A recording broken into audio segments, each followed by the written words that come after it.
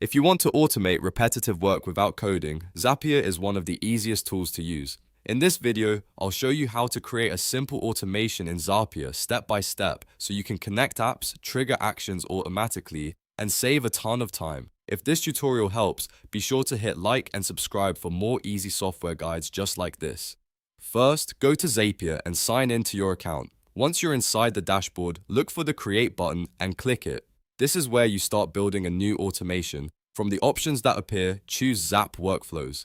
A Zap is just Zapier's name for an automation workflow, and it usually has two main parts, a trigger and an action. Next, click on Trigger. The trigger is the event that starts your automation. For example, it could be receiving a new email, getting a new form response, or adding a new row in a spreadsheet. After that, search for an app to use as your trigger. In this example, you can type Gmail and select it from the results. Once you choose your trigger app, Zapier will ask you to pick an event. Select the event that matches what you want to happen. For example, you might choose a new email, a new labeled email, or another event depending on your workflow. After choosing the event, log into your account when prompted. This connects the app to Zapier so it can monitor activity and detect when the trigger happens.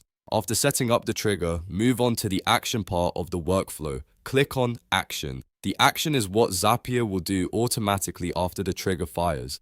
Now search for another app to connect. For example, you can choose Sheets if you want Zapier to send data into Google Sheets. Then click on Choose an Event and select the action you want that app to perform. This could be adding a row, creating a record, sending a message, or another task depending on the app you selected. After that, log into your account again so Zapier can access the app and complete the action for you. Now that your trigger and action are connected, click Build It at the top. Zapier will generate the automation setup and prepare it for testing.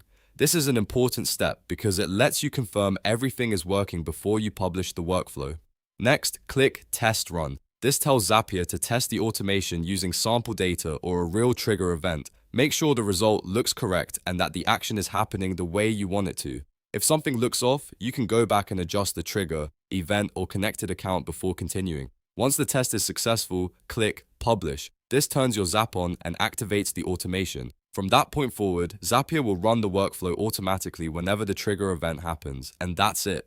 You've just learned how to automate in Zapier. You picked a trigger, selected an action, connected your apps, tested the workflow, and published it. That means your automation is now ready to help you save time every day. If this video helped you, please give it a like, subscribe for more tutorials, and let me know in the comments what Zapier automation you want to build next.